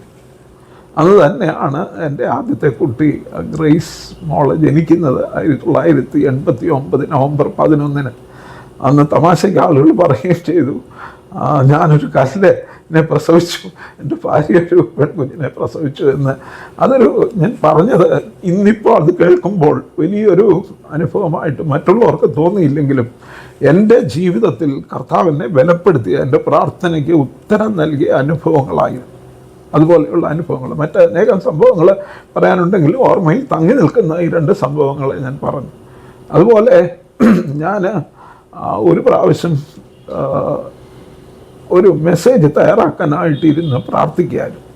കർത്താവേ, എനിക്കിന്നൊരു സന്ദേശം നൽകണമേ എന്നൊരു പ്രാർത്ഥനയോട് ഞാൻ ഇന്ന് പ്രാർത്ഥിച്ചു കൊണ്ടിരുന്നപ്പം പെട്ടെന്ന് അതുവരെ ഞാൻ എഴുതി വെച്ച മെസ്സേജിൽ നിന്നൊക്കെ വ്യത്യസ്തമായി ഒരു പ്രത്യേക മെസ്സേജ് ആ സമയത്ത് ദൈവം എൻ്റെ ഹൃദയത്തിലേക്ക് തന്നത് ഞാൻ ഓർക്കുന്നു. അതൊരു ദൈവത്തിൻ്റെ പരിശുദ്ധാത്മാവ് ഒരു പ്രത്യേക വിധത്തിൽ എൻ്റെ ജീവിതത്തിലേക്ക് കടന്നു വന്ന് എനിക്കൊരു സുവിശേഷ വെളിച്ചം തന്ന ഒരു അനുഭവമായിട്ട് ഞാൻ അതിനെ ഓർക്കുന്നു. ഞാൻ ആ ദിവസവും സമയമൊന്നും ഓർത്തെടുക്കുന്നില്ല, എങ്കിലും ആ ഒരു മെസ്സേജ് അതിനുശേഷം ദൈവം അതിനെ വായിക്കുമ്പോഴൊക്കെയും ഹൃദയ ദൃഷ്ടി പ്രകാശിപ്പിക്കുന്ന ഒരു അനുഭവം എപ്പോഴും പരിശുദ്ധാത്മാവ് എനിക്ക് തരുന്നുണ്ട്, അത് ലഭിക്കുന്നുണ്ട്. അതോർത്ത് ഞാൻ ദൈവത്തെ സ്തുതിക്കുന്നു. പ്രത്യേക ആത്മീയ അനുഭവങ്ങളെന്ന് പറഞ്ഞ് ഓർത്തെടുക്കാൻ, പ്രത്യേകിച്ചും കുഞ്ഞുങ്ങളുടെ കാര്യത്തിലും മറ്റ് ഭവനത്തിലെ കാര്യങ്ങളിലും ഒക്കെ അത്തരം അനുഭവങ്ങൾ ഉണ്ടായിട്ടുണ്ട്. മാത്രമല്ല, ഞാനൊരു ജോലി വിട്ട ശേഷമാണ് എനിക്ക് ഒരു ഭവനം പണിയുവാനായിട്ടിടയാകുന്നത്. ഇപ്പോൾ ജോലി വിടുമ്പോൾ എനിക്ക് ഞാൻ സർവീസ് കുറവായിരുന്നു, അതുകൊണ്ട് തന്നെ ഗ്രാറ്റുവിറ്റിയൊക്കെ വളരെ കുറച്ചായിരുന്നു. അപ്പോൾ തന്നെ ബാങ്ക് ബാലൻസ് ഒന്നും അധികമില്ലായിരുന്നു, ഒരു കുറച്ച് പൈസ മാത്രമേ ഉള്ളായിരുന്നു. അപ്പച്ചൻ്റെ സേവിങ്സിൽ കുറച്ച് പൈസ, ഒരു 2-3 ലക്ഷം രൂപ മാത്രം. പിന്നെ എനിക്ക് കിട്ടിയ 2-3 ലക്ഷം, ഒരു 5-6 ലക്ഷം രൂപ കയ്യിലുള്ളപ്പോഴാണ് ഒരു ഭവനത്തിൻ്റെ പണി അന്ന് ആരംഭിച്ചത്. പക്ഷേ ദൈവം അത്ഭുതകരമായിട്ട് അത് നടത്തി. ഞാൻ ഉദ്ദേശിക്കാത്ത വിധത്തിൽ, പ്രത്യേകിച്ചും പണി തീരുന്ന സമയത്ത് പണം തീരെ ഇല്ലാതെ വന്നപ്പോൾ എൻ്റെ ഗ്രാറ്റുവിറ്റിയുടെ ഒരു അരിയർ തന്നെ ഞാൻ അറിയാതെ AG's ഓഫീസിൽ നിന്നൊരു കത്ത് വന്ന് വീണ്ടും 1 ലക്ഷം രൂപയുടെ ലഭിക്കാനൊക്കെ ഇടയായി. അങ്ങനെ ഞാൻ അറിയാത്ത വിധത്തിൽ ഒരു ഭവനത്തിൻ്റെ പണി. അപ്പോൾ ഞാൻ ഓർത്തു, ഞാനൊരു ജോലിക്കാരനായി ഇരുന്നിരുന്നെങ്കിൽ ഒരു ഭവനം പണിയുന്നതിനെക്കുറിച്ച് ചിന്തിക്കുന്നതിൽ ഒത്തിരി അത്ഭുതമായിട്ട് ദൈവം ആ പണികൾ തീർത്തു. ഓഫ്കോഴ്സ് ഞാനൊരു ലോണൊക്കെ എടുത്തു, ബാങ്കിൽ നിന്ന് 10-12 ലക്ഷം രൂപ ലോൺ എടുത്തു. എങ്കിലും അതിൻ്റെയൊക്കെ തിരിച്ചടവ് വളരെ അത്ഭുതകരമായിട്ട് നടക്കുവാനായിട്ട് ദൈവം സഹായിച്ചു. ഞാൻ ചോദിച്ചതിലും നനച്ചതിലും അത്യന്തപരമായി ഒരു ഭവനം വാങ്ങിപ്പാൻ, ഒരു വാഹനം വാങ്ങാൻ, അങ്ങനെയുള്ള പല കാര്യങ്ങളിലും ദൈവത്തിൻ്റെ നടത്തിപ്പ്.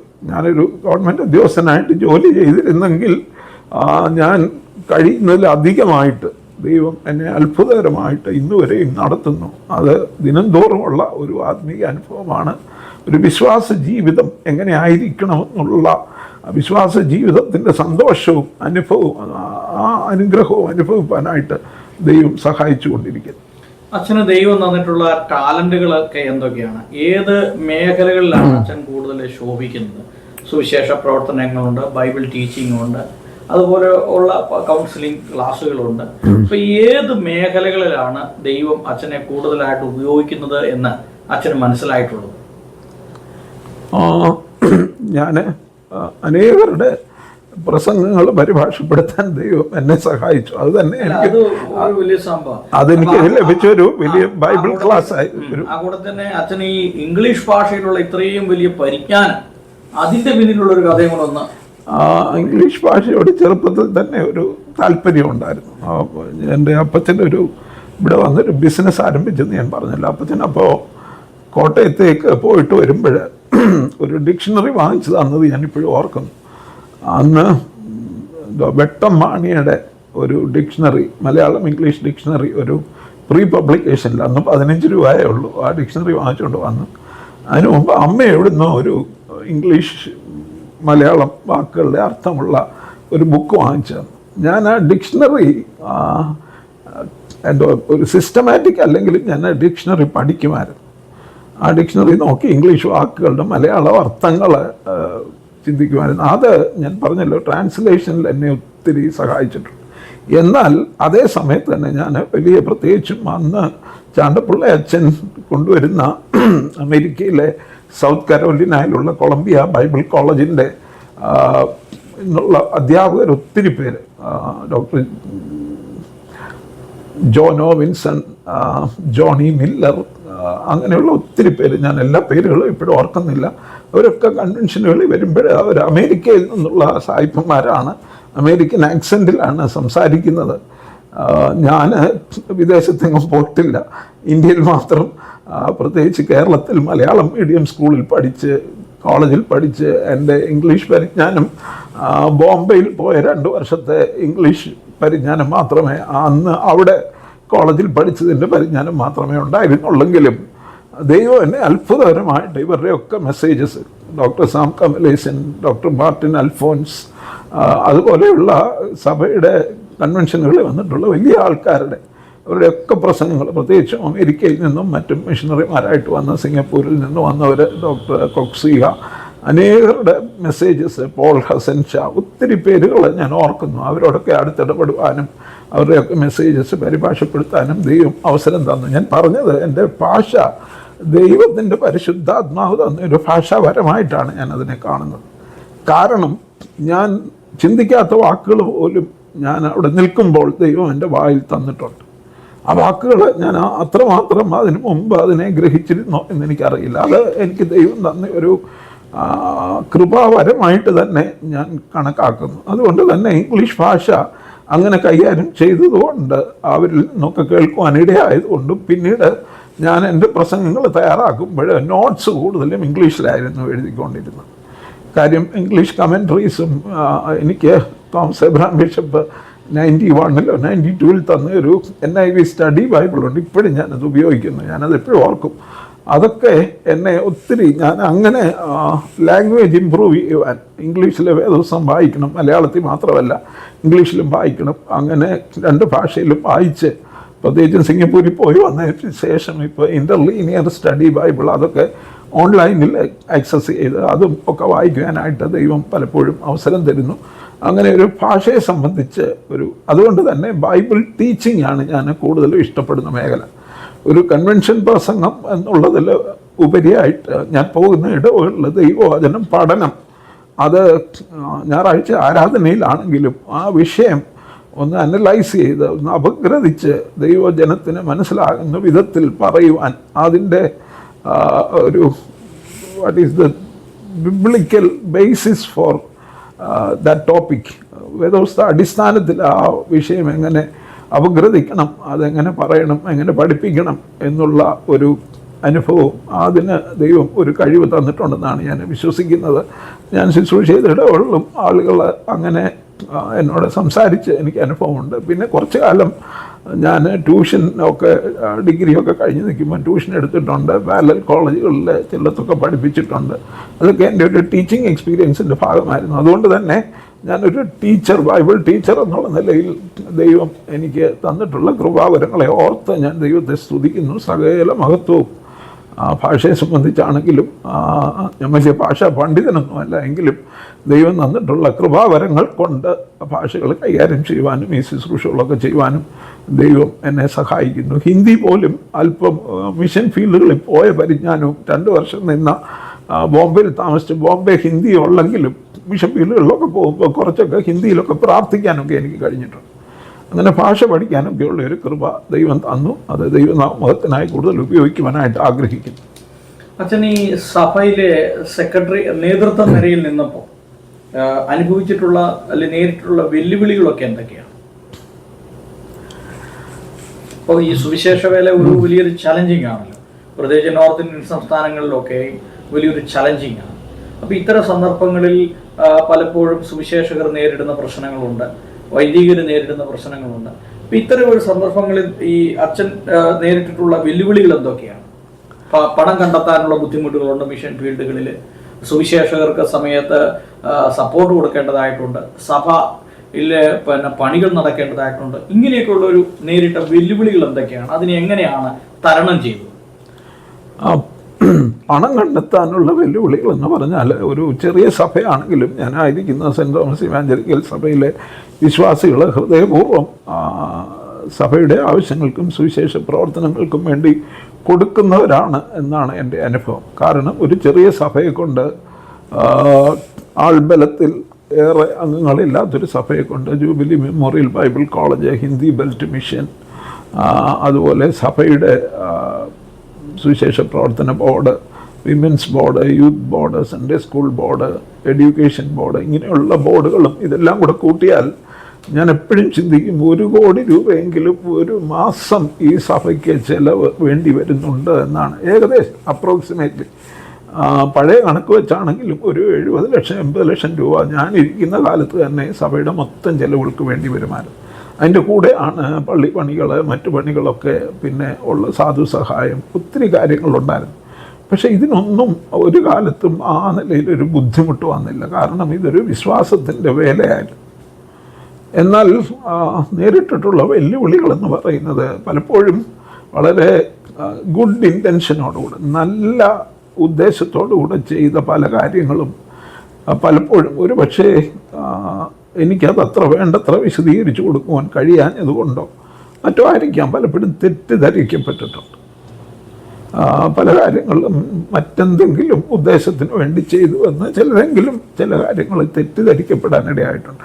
പക്ഷേ ഒരു നല്ല ഉദ്ദേശത്തോടു കൂടെ മാത്രമാണ് അത് ചെയ്തതെന്ന് ദൈവമുമ്പാകെ അപ്പോസ്തലനായ പൗലോസ് പറയുന്ന പോലെ നല്ല മനസാക്ഷിയോടുകൂടെ എനിക്ക് പറയുവാനായിട്ട് കഴിയും.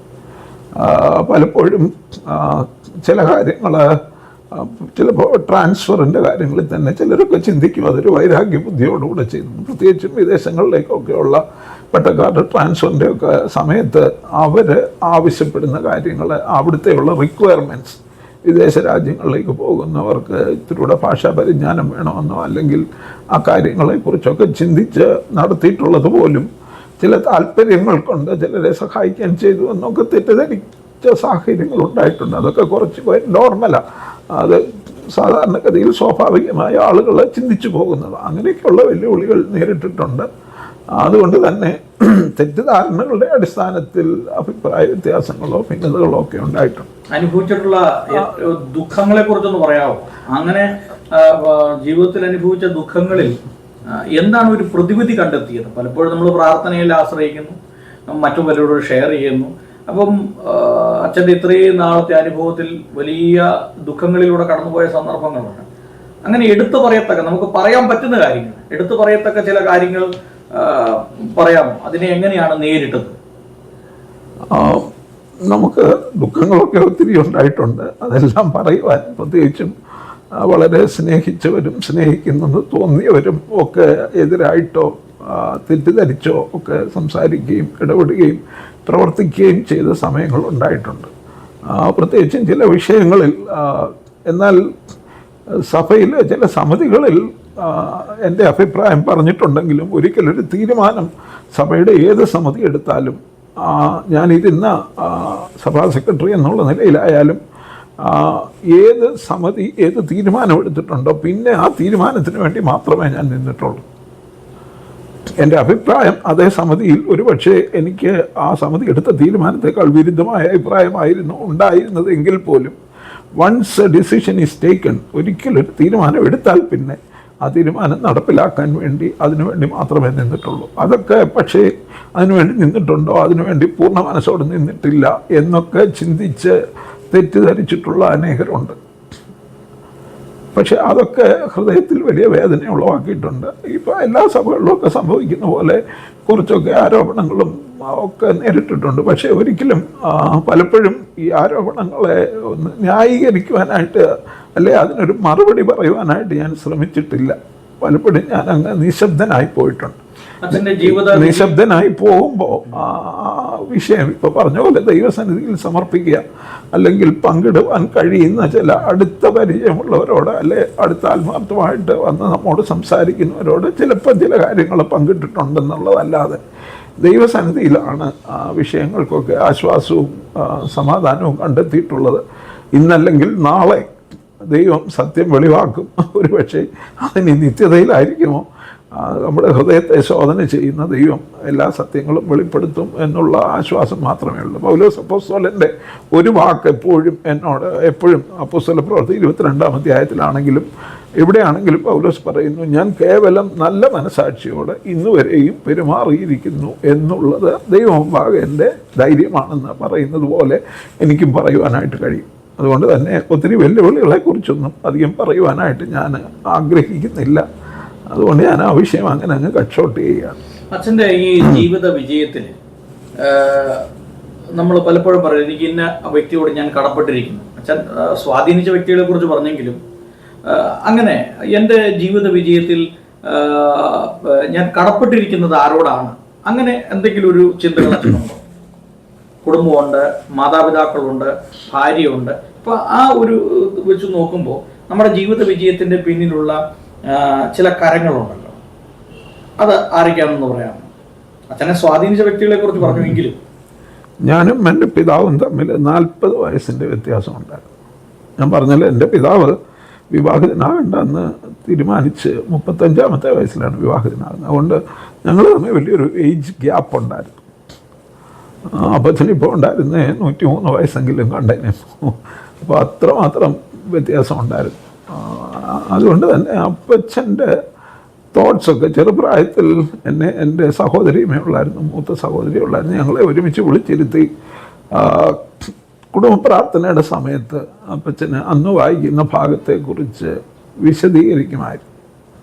അതുകൊണ്ട് തന്നെ ചെറുപ്രായത്തിൽ അബ്രഹാമിൻ്റെ വിശ്വാസ ജീവിതത്തെക്കുറിച്ച് ഞാൻ ഒത്തിരി ചെറുപ്രായത്തിൽ തന്നെ കേട്ടിട്ടുണ്ട്. എന്നാൽ പ്രായമായ ശേഷം ഞാനും എല്ലാം പറഞ്ഞാൽ അനുസരിക്കുകയില്ലെന്നുള്ളത് കൊണ്ടായിരിക്കും അപ്പച്ചന് പിന്നീട് പ്രായമായ ശേഷം ആ ഒരു ഇല്ലെങ്കിലും ചെറുപ്രായത്തിൽ അബ്രഹാമിൻ്റെ ജീവിതം, അതുപോലെ വേദപുസ്തകത്തിലെ വിശ്വാസ വീരന്മാരുടെ ജീവിതത്തെക്കുറിച്ച് അപ്പച്ചൻ ധാരാളം പറഞ്ഞു തന്നിട്ടുണ്ട്. അതെൻ്റെ ഹൃദയത്തിൽ വിശ്വാസ ജീവിതത്തെക്കുറിച്ചുള്ള വലിയൊരു ആഗ്രഹവും അനുഭവവും എനിക്ക് ചെറുപ്രായത്തിൽ നൽകിയിട്ടുണ്ട്. പിന്നീട് അമ്മയും എല്ലാ കാര്യങ്ങളിലും ഞാൻ പഠിക്കാനൊക്കെ ഉത്സാഹിപ്പിക്കുകയോ ഒക്കെ ചെയ്തിരുന്നു.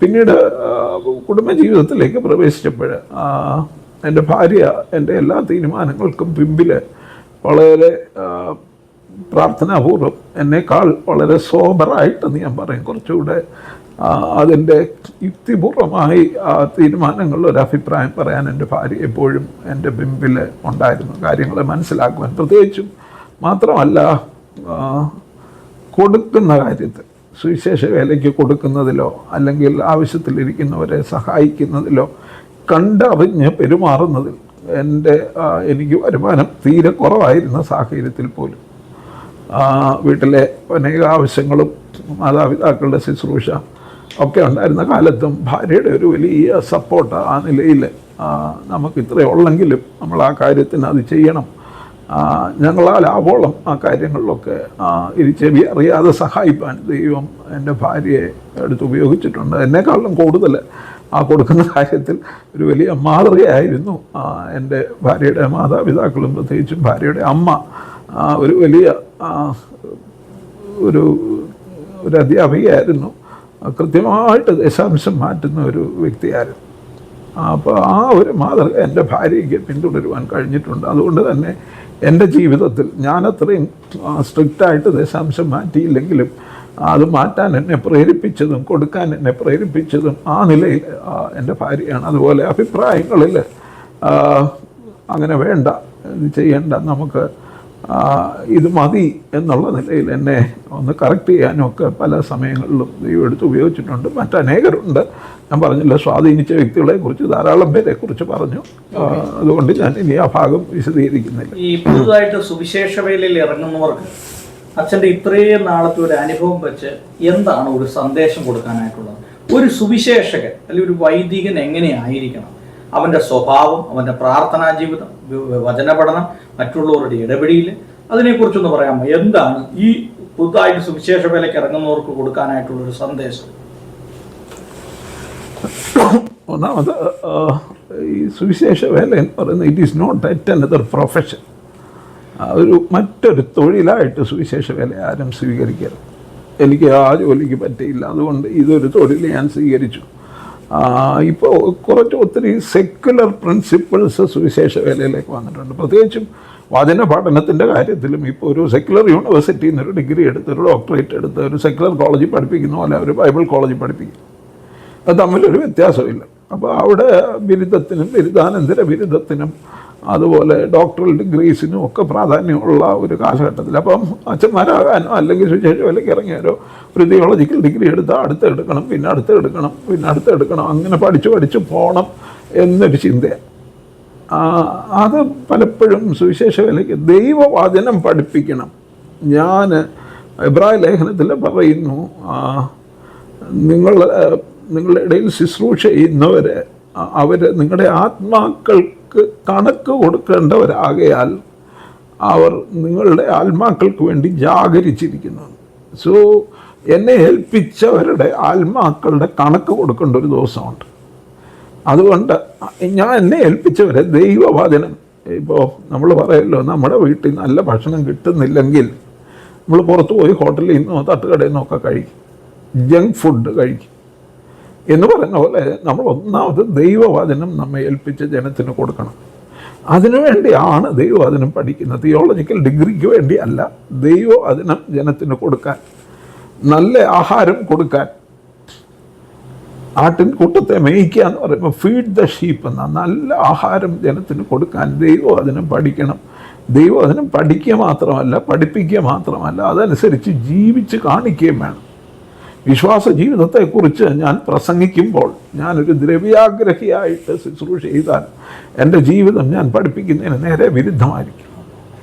അപ്പോൾ ഒരു ശുശ്രൂഷയ്ക്ക് ഇറങ്ങുമ്പോൾ തന്നെ വീട് വേണം, കാറ് വേണം, പിള്ളേരെ പഠിപ്പിക്കണം, പിള്ളേർക്ക് നല്ല അഡ്മിഷൻ കിട്ടണം, അതൊക്കെ ആയിരിക്കും എല്ലാവരുടെയും മനസ്സിൽ ആദ്യം വരുന്ന ആഗ്രഹം.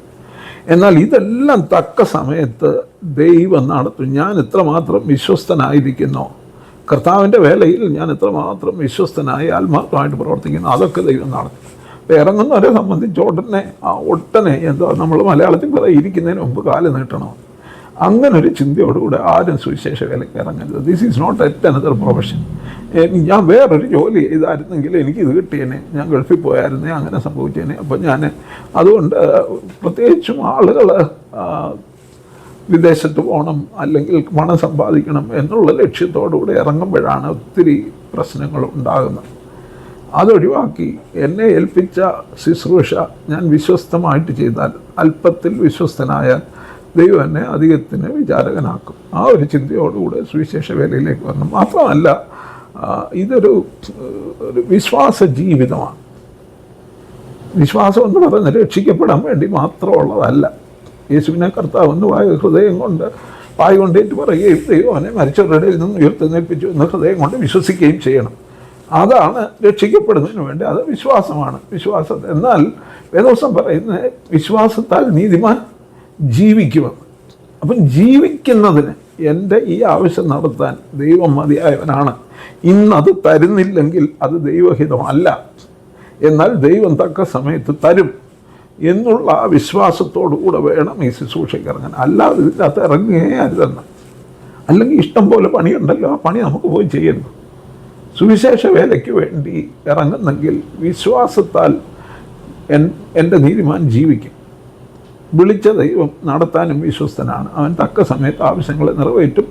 ഒരു കണ്ണ് കണ്ടിട്ടില്ലാത്ത വിധം, ഒരു ചെവി കേട്ടിട്ടില്ലാത്ത വിധം, ഒരു മനുഷ്യൻ്റെയും ഹൃദയത്തിൽ തോന്നിയിട്ടില്ലാത്ത വിധം ദൈവം ആ വ്യക്തിക്ക് വേണ്ടി എല്ലാം ഒരുക്കും. അത് സ്വർഗം മാത്രമല്ല, സ്വർഗത്തെക്കുറിച്ചാണ് അത് പ്രൈമറിലി പറയുന്നതെങ്കിലും നമ്മുടെ ജീവിതത്തിൻ്റെ എല്ലാ ആവശ്യങ്ങളും, മക്കളുടെ ആവശ്യങ്ങളാണെങ്കിലും നമ്മുടെ ആവശ്യങ്ങളാണെങ്കിലും എല്ലാം ഒരു കണ്ണ് കണ്ടിട്ടില്ലാത്ത വിധം, ഒരു ചെവി കേട്ടിട്ടില്ലാത്ത വിധം, ഒരു മനുഷ്യൻ്റെയും ഹൃദയത്തിൽ തോന്നാത്ത വിധം ദൈവം ഒരുക്കും.